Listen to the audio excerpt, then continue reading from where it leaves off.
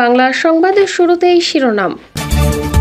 সাবেক তথ্যমন্ত্রী ও বর্তমান পররাষ্ট্রমন্ত্রী হাসান মাহমুদের ভয়ঙ্কর অপকর্ম ফাঁস। তারিন মাহিয়া মাহি সহ অনেক অভিনেত্রীরা লিপ্ত হাসান মাহমুদের রাতের পাখি অপকর্ম আড়াল করতে স্ত্রীর নামে গড়েছেন সম্পদের পাহাড়। থাকছে বিস্তারিত রিপোর্টে। এবং সর্বশেষ জানাবো, দীর্ঘ 15 বছরের মাফিয়া প্রধানমন্ত্রী শেখ হাসিনার মানবাধিকার লঙ্ঘন নিয়ে একযোগে বিবৃতি দিয়েছেন আন্তর্জাতিক মানবাধিকার সংগঠনগুলো। এতক্ষণ শুনছিলেন সংবাদ শিরোনাম, এখন থাকছে বিস্তারিত। আসসালামু আলাইকুম রহমতুল্লাহি ওয়া বারাকাতুহু। সম্মানিত দর্শক, বাংলাদেশ বিক্রি হয়ে যাচ্ছে বা দেশ বিক্রি হয়ে যাচ্ছে, এ ধরনের গালিগালাজ, এ ধরনের দুর্নাম এবং বদনাম আওয়ামী বিরোধী যারা রাজনৈতিক শক্তিবর্গ রয়েছে তারা দেশের ভিতরে থেকে অথবা দেশের বাইরে থেকে প্রতিনিয়ত প্রচার করে থাকেন। মূল কারণটা হলো যে আওয়ামী লীগের যে ভারত নীতি এবং অতিমাত্রায় ভারতের প্রতি নির্ভরশীলতা, সেই 1971 সন থেকে আজ অবধি, এটির কারণে বাংলাদেশের যারা সাধারণ মানুষ তাদের ধারণা যে আওয়ামী লীগ একটি প্রো ইন্ডিয়ান পলিটিক্যাল পার্টি, সোজা বাংলায় বললে ইন্ডিয়ার তাবেদার।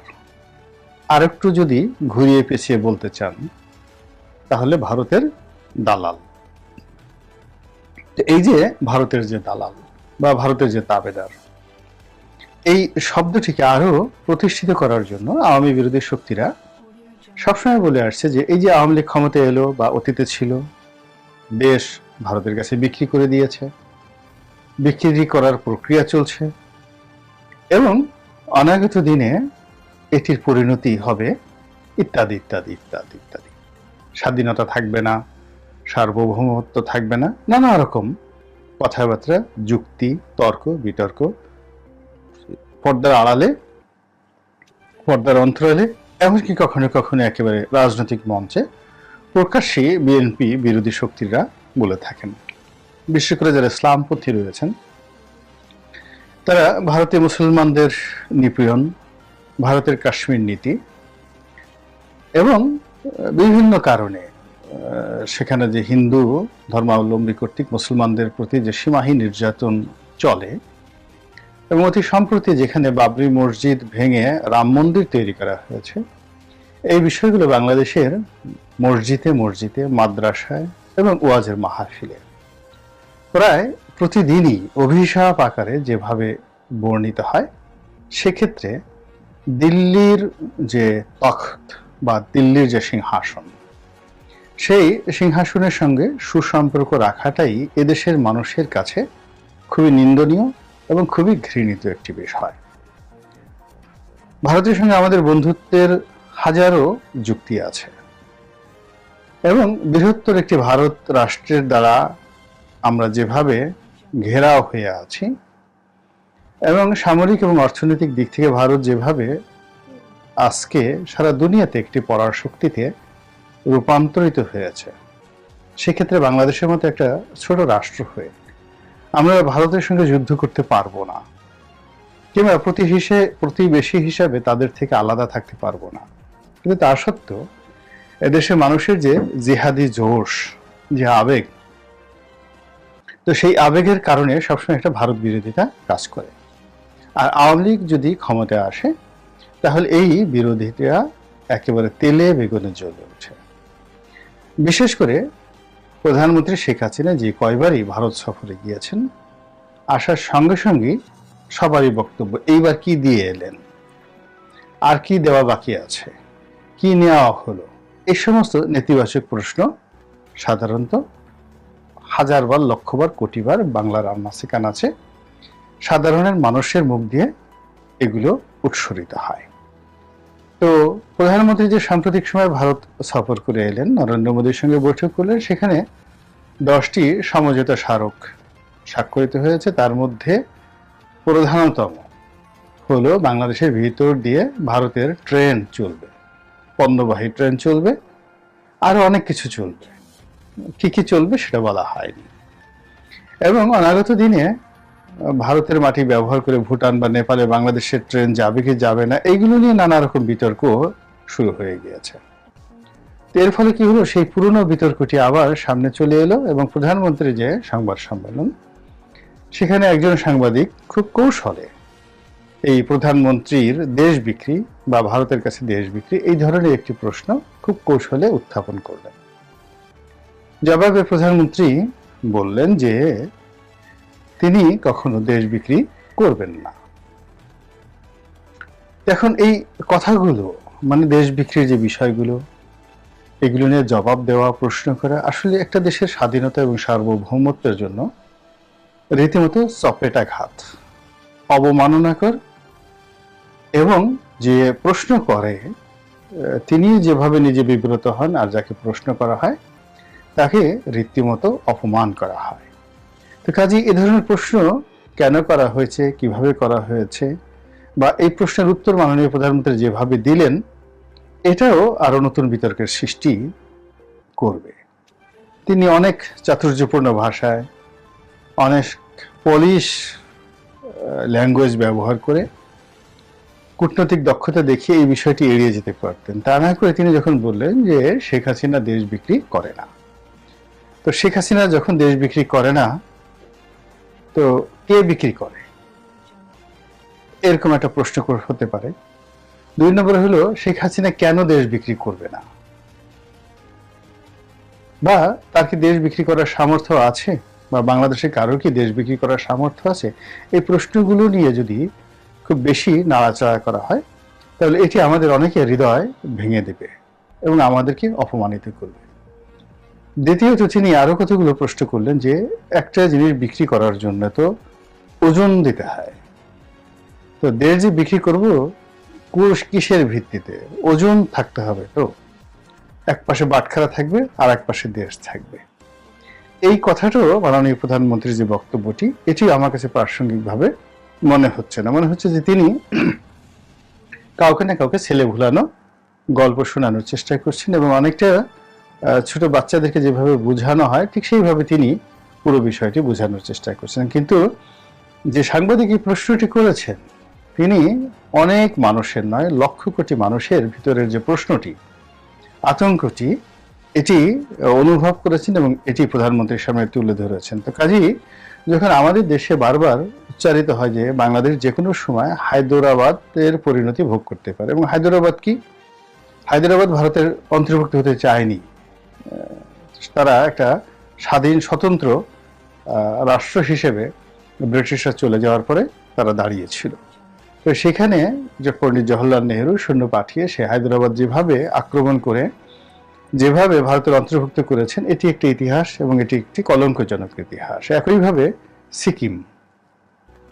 সিকিমও কিন্তু ভারতের অধীন ছিল না, সেটিকে নেওয়া হয়েছে। এবং এই দুটো উদাহরণকে সামনে এনে বারবার শুধু বাংলাদেশে যারা আওয়ামী বিরোধী শক্তি, তারা যেভাবে এই দেশ বিক্রি, সিকিম কিংবা যেভাবে হায়দরাবাদের প্রসঙ্গ আসে, এটি খুব সহজ কথায় যে দাঁড়িয়ে আমি বিক্রি করব না, আমি দেশপ্রেমিক, আমি এটা করেছি, আমার বাবা এটা করেছেন, এদেশের মুক্তিযুদ্ধ থেকে শুরু করে সবই আওয়ামী লীগের অবদান, আওয়ামী লীগ দেশ বিক্রি করতে পারে না। আমার কাছে মনে হয় যে এই কথাগুলো শোনার পরে কারোর মনে কখনো স্বস্তি আসে না, বরং এক ধরনের নতুন আতঙ্ক, নতুন অস্বস্তি তৈরি হয়ে যায়। যাই হোক, মাননীয় প্রধানমন্ত্রী ধ্যানে জ্ঞানে অবশ্যই অনেকের চেয়ে বড়, তা না হলে আল্লাহ রাব্বুল আলামিন আমাদের মাথার উপর কেন এই প্রধানমন্ত্রীকে শাসক রূপে চাপিয়ে দেবেন। আল্লাহর হিসাব আল্লাহ করেছেন, আর প্রধানমন্ত্রী কি করবেন এটা ভালো করে মাননীয় প্রধানমন্ত্রী ভালো জানেন। তো এটি নিয়ে যেভাবে আলোচনা সমালোচনা হচ্ছে, একই সঙ্গে আবার এই যে একটা সংবাদ সম্মেলন, এটা একটা সাজানো মক, একটা যাকে বলা হয় ঠিক ভাড়া করে আনা, আদর করে আনা, আপ্যায়ন করে আনা, অনুগতদেরকে ঢুকতে দেওয়া, নানা রকম অভিধা দেওয়া যেতে পারে। এখানে সত্যিকার অর্থে যারা বাংলাদেশে সাংবাদিক হিসেবে খুবই গ্রহণযোগ্য, যারা প্রধানমন্ত্রীকে নেতিবাচক প্রশ্ন করতে পারেন, এই ধরনের লোকের সেখানে অনুপ্রবেশ নেই। সেখানে যাদের অনুপ্রবেশ রয়েছে তারা সবাই সরকার সমর্থক, প্রো আওয়ামী লীগ, এবং এই যে সংবাদ সম্মেলন, এটির নামই দেওয়া হয় প্রশংসা সূচক সংবাদ সম্মেলন। তো সেই সংবাদ সম্মেলনে প্রধানমন্ত্রীকে খুঁচিয়ে খুঁচিয়ে নানা রকম বক্তব্য তার মুখ থেকে বের করে আনা হয়, যেগুলো কিনা আলটিমেটলি প্রধানমন্ত্রীকে পরবর্তীতে রাজনৈতিকভাবে একটি অস্বস্তিকর অবস্থায় ফেলে। বিশেষ করে ডক্টর ইউনূসের প্রসঙ্গ যখন সাংবাদিকরা আনেন, এটি আনার কোনো প্রয়োজনই নেই, দরকারই নেই, কিন্তু বারবার শুধু প্রধানমন্ত্রীর সংবাদ সম্মেলনে এই ডক্টর ইউনূসের নাম নিয়ে প্রধানমন্ত্রীকে প্রভোগ করা হয়। ঠিক এবারও প্রভোগ করা হয়েছে। এবার প্রভোগ করার ফলে মাননীয় প্রধানমন্ত্রী অনেকগুলো কথা বলেছেন যা কিনা অপ্রাসঙ্গিক এবং পুরো যে বাংলাদেশে একটা অস্থির রাজনীতি চলছে সেই অস্থির রাজনীতির একটা বহিঃপ্রকাশ। তিনি অনেকটা অপ্রাসঙ্গিকভাবে বললেন যে নোবেল পুরস্কার পাওয়ার তার কোনো লোভ নেই। এখন বলেন তো, তার যে নোবেল পুরস্কার পাওয়ার লোভ নেই, আকাঙ্ক্ষা নেই, কামনা নেই, বাসনা নেই, তিনি নোবেল পুরস্কারের ব্যাপারে আসলেই তার হৃদয় আল্লাহর আরশের দিকে ধাবিত হয়, নবী রাসূলের দিকে ধাবিত হয়, মক্কা মদিনার দিকে ধাবিত হয়। তার চোখ এবং ইন্দ্রিয় নোবেল পুরস্কারের দিকে এক মুহূর্তের জন্য যায় না। তিনি তখন আল্লাহ আল্লাহ জিকির করেন। এটা কি আপনি বিশ্বাস করেন? নাকি সত্যিকার অর্থে আপনার মনে হয় যে নোবেল পুরস্কার পাওয়ার জন্য প্রধানমন্ত্রীর সুতীব্র আকাঙ্ক্ষা রয়েছে, এই পুরস্কার পাওয়ার জন্য তিনি সর্বোচ্চ চেষ্টা করেছেন এবং করে চলেছেন, এবং এই পুরস্কার তাকে না দিয়ে কেন ডক্টর মোহাম্মদ ইউনূসকে দেওয়া হলো, কিংবা ডক্টর মোহাম্মদ ইউনূসকে দেওয়া হয়েছে ভালো কথা, আর একটা পুরস্কার তো তাকেও দেওয়া যেতে পারত, এইরকম কথা আওয়ামী লীগের লোকজন বলে কিনা বা বিশ্বাস করে কিনা, এগুলো নিয়ে আপনি একটু চিন্তা করলে আপনার মনে কি ধরনের জবাব আসে।